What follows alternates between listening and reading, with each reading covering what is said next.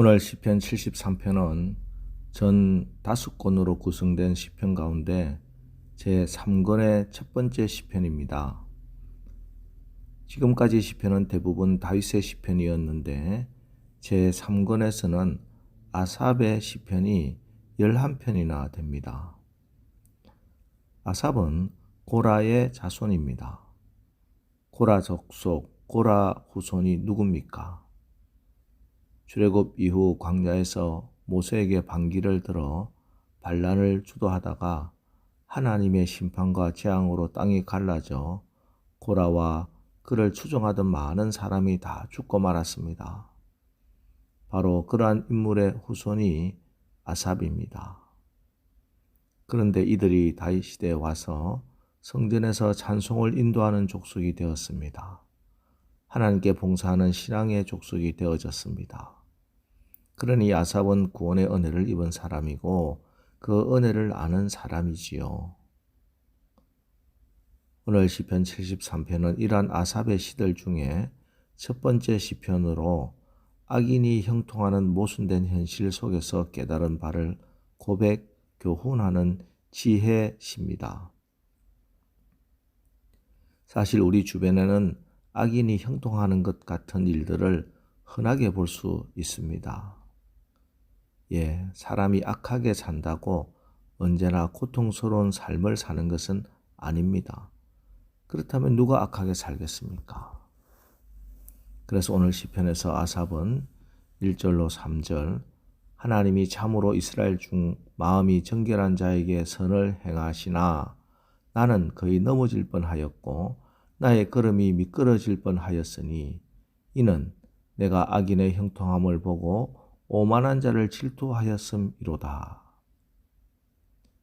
악인의 형통을 보고 이해할 수가 없었고 그래서 넘어질 뻔하였고 미끄러질 뻔하였다 하고 고백하고 있습니다. 그렇습니다. 진실한 성도라면 누구나 이런 영적인 갈등을 경험합니다. 하나님이 살아계신데 어찌하여 악인이 이렇게 형통하는가? 그래서 우리는 가끔 실족하기도 하지요. 실망이 되기도 합니다. 그만두고 싶은 마음도 일어납니다. 그러나 오늘 아삽도 또 성경의 모든 하나님의 사람들도 이러한 상황 가운데서도 결국은 하나님을 신뢰하고 찬양하게 됩니다. 바울의 고백이 무엇입니까? 로마서 11장 33절로 36절 말씀. 깊도다 하나님의 지혜와 지식의 풍성함이여 그의 판단은 헤아리지 못할 것이며 그의 길은 찾지 못할 것이로다. 누가 주의 마음을 알았느냐? 누가 그의 모사가 되었느냐? 누가 주께 먼저 드려서 갚으심을 받겠느냐? 이는 만물이 주에게서 나오고 주로 말미암고 주에게로 돌아감이라. 그에게 영광이 세세 있을지어다. 아멘. 하고 담대히 고백합니다. 사실 어찌 시간과 공간의 제약을 받고 사는 사람이 하나님을 다 이해할 수 있겠습니까? 그렇기 때문에 우리가 기억해야 할 것은 오직 하나님은 선하시고 하나님의 지혜와 지식은 언제나 부유하시다 하는 사실입니다. 특별히 여러분이 선한 길을 가다가 잠시 겪는 어려움 때문에 낙심하지 마십시오. 마틴 루터 킹 목사님은 흑인들이 거친 주먹을 휘두를 때에 자기 몸으로 그 세력을 막으면서 이렇게 말씀합니다. 사랑하는 형제들아, 여기서 실망하여 주먹을 써서는 안 된다. 이 앞에 가려운 구름 저 건너편에는 찬란한 태양이 우리를 기다리고 있다. 이 구름을 뚫고 저 건너 태양이 있는 곳까지 가자. 서러움도 참고 억울함도 참고 고통도 유혹도 참아야 한다. 하나님이 갚으시리라. 그리고 저들은 몽고메리 시가를 어깨동무하여 노래 부르며 걸어갑니다. We shall overcome someday. 우리는 언젠가 반드시 승리하게 될 것입니다. We are not frail. 우리는 연약한 사람들이 아닙니다. We walk hand in hand. 서로 손을 붙들고 우리는 정의의 길, 승리의 길을 당당하게 걸어갈 것입니다. 오늘 우리도 인생 여정 가운데 무엇인가 캄캄한 구름이 앞을 가릴 때가 있습니다. 절망과 시련의 구름이 우리 앞을 막을 때도 있습니다. 그러나 거기서 낙심하지 마십시오. 그 길이 하나님과 함께 걸어가는 길이 분명하다면 구름 저 건너편에 승리와 영광이 여러분을 기다리고 있습니다. 내게 능력 주시는 자 안에서 내가 모든 것을 할 수 있느니라.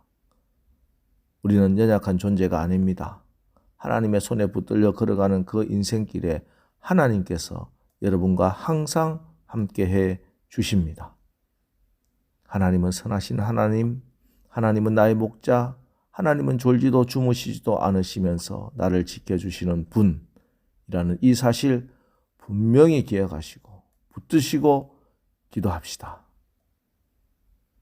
그럼 아삽은 이런 사실, 이런 지혜, 이런 능력 어디서 공급받았는가? 17절 하나님의 성소에 들어갈 때야 그들의 종말을 내가 깨달았나이다. 그렇습니다. 오늘 절망스러운 현실 앞에서 아삽은 하나님의 성소, 주님의 성전에 들어갔습니다. 그래서 그때 하나님께서 그 문제를 다 해결해 주시는 거예요. 도대체 성소에 어떤 일이 있었기에, 성전에서 어떤 놀라운 반전이 있었기에 그 모든 문제가 한순간에 해결되었는가? 먼저 성소에는 기도가 있습니다. 하나님 앞에 모든 것 내어놓고 기도하다 보면은 악인의 번성이 영원하지 않다 하는 것이 깨달아지고 믿어집니다. 또 그리고 성소에는 하나님의 말씀이 있습니다. 말씀은 우리의 영혼을 비추는 맑은 거울입니다. 그 말씀의 거울 앞에 서 있다 보면 나의 연약함도 부족함도 깨닫고 나를 고치게 되는 것입니다. 그래서 이렇게 고백하게 되는 것입니다. 25절 하늘에서는 주 외에 누가 내게 있으리요 땅에서는 주밖에 내가 사모할 이 없나이다. 이전에 성소에 나와서 하나님을 만나기 전까지는 악한 사람밖에 보이지 않았습니다. 세상만 보였습니다. 그런데 이제는 하나님을 제대로 만나고 나니 악인은 보이지 않습니다. 땅의 것, 세상적인 것 눈에 들어오지 않습니다. 오직 하나님 밖에는 보이지 않습니다. 하나님만 보이니 그 하나님만 따라가면 되는 겁니다. 성소가 우리에게 주는 큰 유익이 바로 이런 유익입니다. 제대로 기도하고 제대로 예배드리고 제대로 말씀을 통해 하나님 만나고 나면은 하늘 위에 주밖에 땅 위에 하나님밖에 존재하지 않는 놀라운 경험을 하게 되는 것입니다. 이것이 축복입니다. 이것이 우리가 가진 능력입니다. 이사야 선지자가 소명을 받을 때는 우시아 왕이 죽던 해였습니다. 많은 성경학자들은 이사야는 우시아 왕의 사촌이었다고 보고 있습니다. 그러던 어느 날 자기의 든든한 배경이던 우시아 왕이 죽었습니다. 그의 인생에 기둥이 터가 흔들리는 사건이 일어난 겁니다. 이렇게 우시아 왕이 죽자 이사야는 어디에도 희망이 없는 것을 깨닫고 여호와의 성전으로 올라갔습니다. 그런데 이렇게 하나님의 성전을 찾아간 이사야는 결국 하나님 만나고 하나님의 영광을 보고 하나님이 주시는 비전을 받습니다. 세상 사람들은 슬픈 일 만나면 술을 마시거나 의지할 사람을 찾아 헤맵니다. 그러나 믿음의 사람은 슬픈 일을 당할 때 하나님께로 가야 합니다. 하나님의 성소에 들어갈 때야 그들의 종말을 내가 깨달았나이다. 하나님의 성소에 하나님의 임재 가운데 들어가면은 절망이 소망이 되고 약함이 강함이 됩니다. 단식이 찬송이 됩니다. 하나님의 성소에 들어가면 땅이 변하든지 산이 흔들려 바다 가운데 빠지든지 바닷물이 흉룡하고 뛰놀든지 그것이 넘침으로 산이 요동할지라도 두려워하지 않게 됩니다. 주의 성소는 우리의 피난처요 힘이시니 환난 중에 만날 큰 도움이 되시는 하나님이 우리를 만나주시는 그곳입니다. 오늘 이 새벽에 하나님의 성소에 나왔으니 여러분 하나님 앞에 마음껏 기도해서 하나님 만나고 여러분의 모든 근심 걱정 다 사라지는 귀한 체험 응답을 받으시기를 주의 이름으로 축원합니다. 기도하겠습니다. 하나님, 이 세상을 살아가면서 우리에게 닥치는 여러 가지 문제가 있습니다. 이 모든 것을 내가 감당하기에는 저희들 너무나 연약함을 고백할 수밖에 없습니다.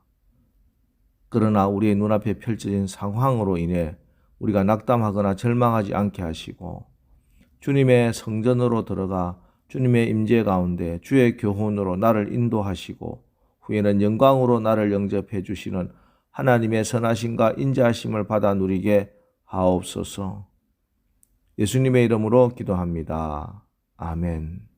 자, 이제 오늘 말씀 붙들고 주여, 오늘도 우리가 성소에 나왔으니 주님을 만나게 하시고 우리의 모든 문제, 갈등, 어려움 다 해결받게 하옵소서.